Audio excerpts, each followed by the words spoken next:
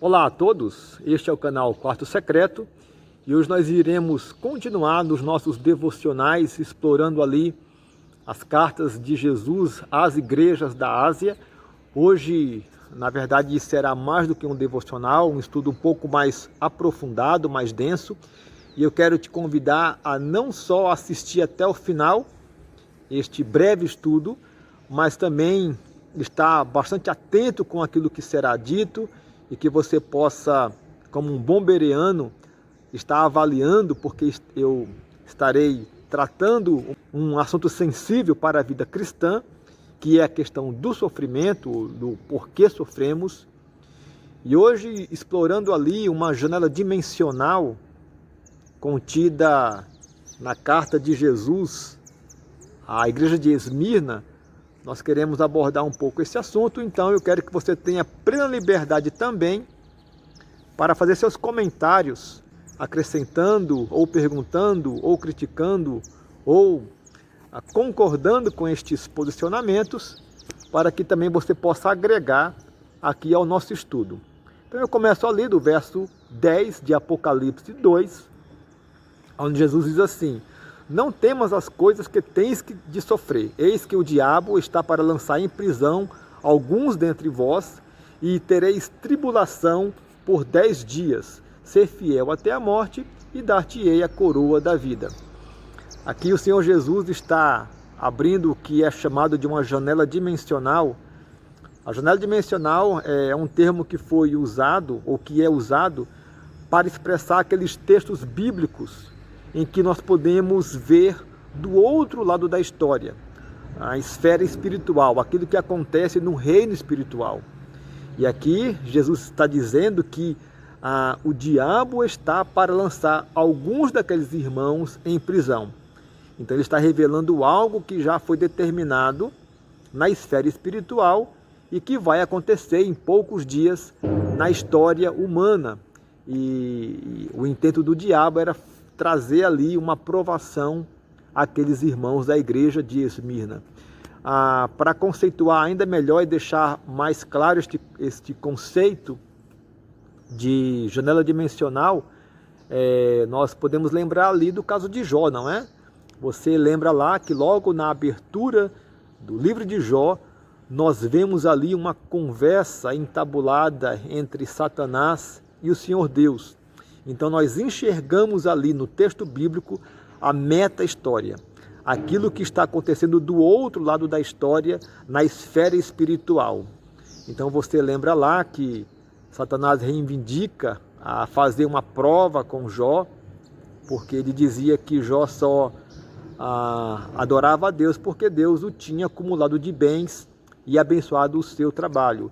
Surpreendentemente, o Senhor Deus dá autorização ao diabo para que mexa na vida de Jó, e você lembra ali como que o diabo manipula pessoas e a própria natureza para destruir não só os bens de Jó, mas também matar os seus filhos. Então você percebe aí o poder que Satanás tem em influenciar pessoas e usar a própria natureza para trazer, afligir o povo de Deus, os servos de Deus. Você lembra como praticamente no mesmo dia, os servos de Jó, um a um, foi chegando para Jó e dando ali a notícia de que o seu gado tinha sido roubado pelos sabeus e pelos caldeus, como fogo do céu tinha ali queimado todas as ovelhas de Jó, e como um vendaval tinha destruído a casa do filho mais novo, que estava dando uma festa para os demais irmãos.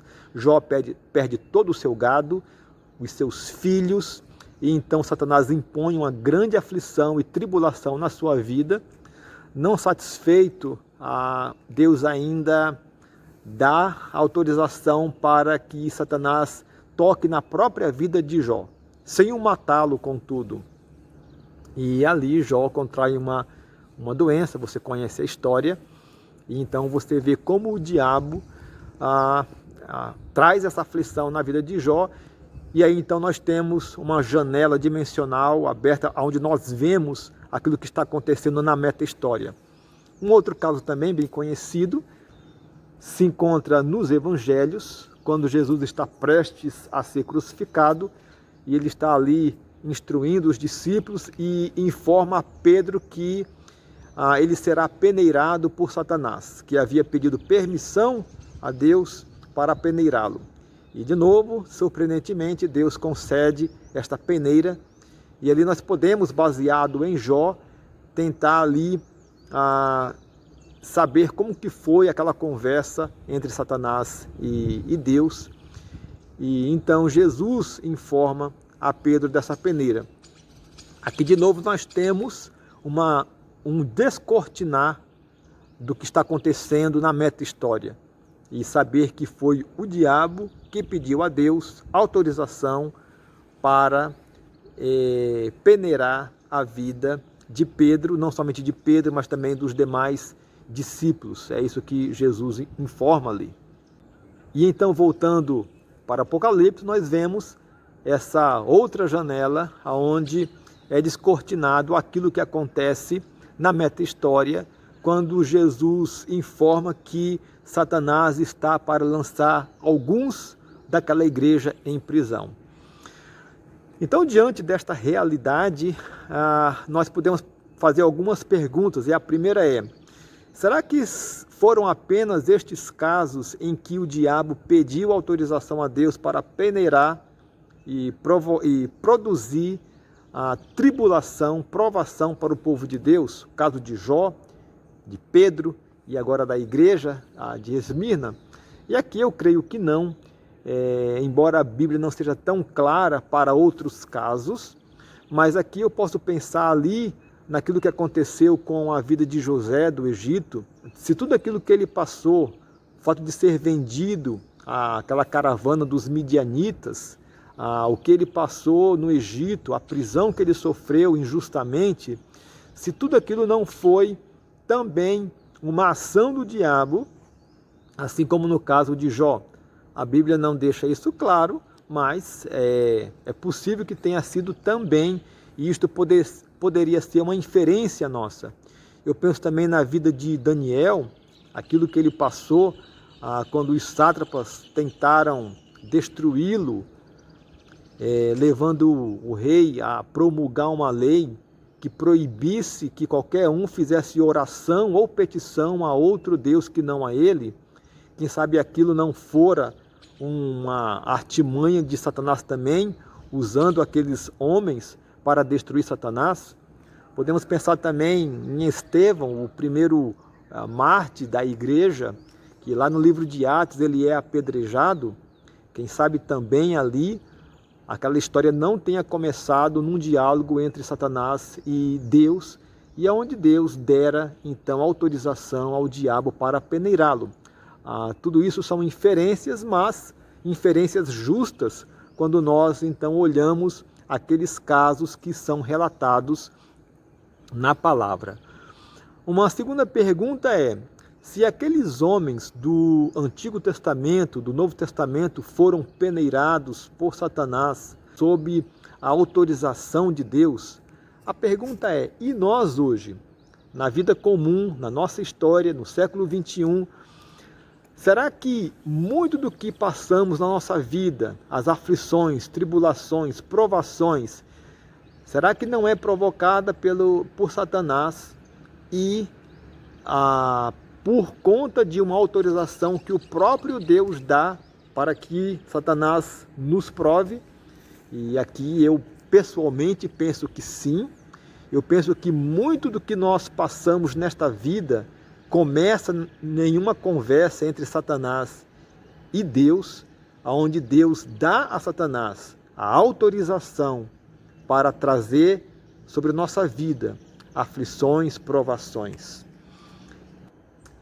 E nós podemos, então, justificar e fortalecer este posicionamento pensando ali, por exemplo, que na própria oração do Pai Nosso, que Jesus ensina aos discípulos, ali Jesus instrui a que nós peçamos proteção de tentações do diabo.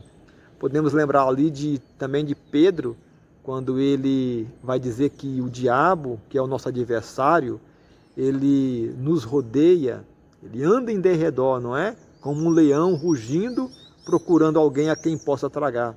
Então o diabo, de fato, ele está perto de nós, procurando ocasião para nos trazer provações.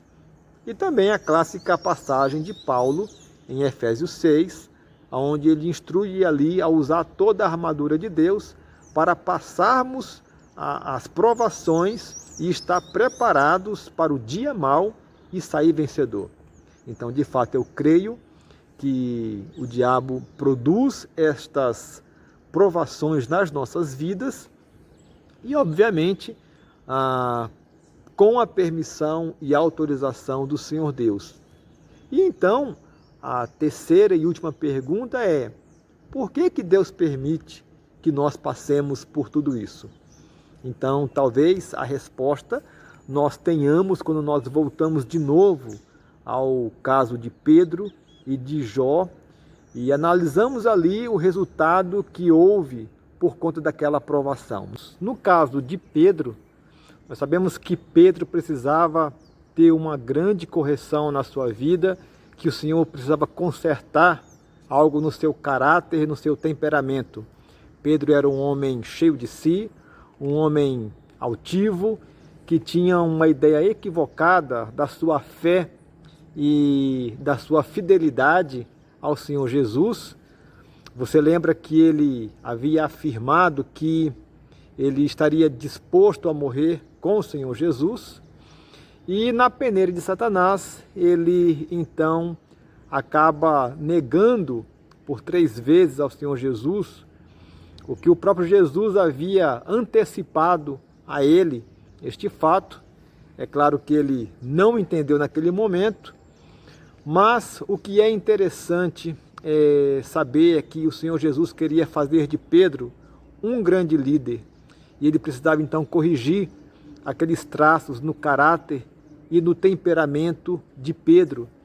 Nós sabemos que Pedro se tornou um grande líder, e você lembra ali que ao negar ao Senhor Jesus por 3 vezes naquela noite, você vê o arrependimento profundo na vida de Pedro, na alma de Pedro, e ele chora amargamente. E aí você vê depois, no livro de Atos, um outro homem.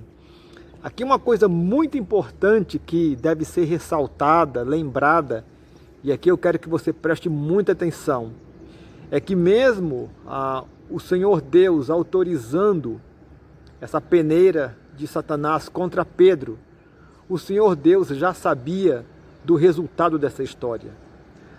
Pedro não sabia, obviamente.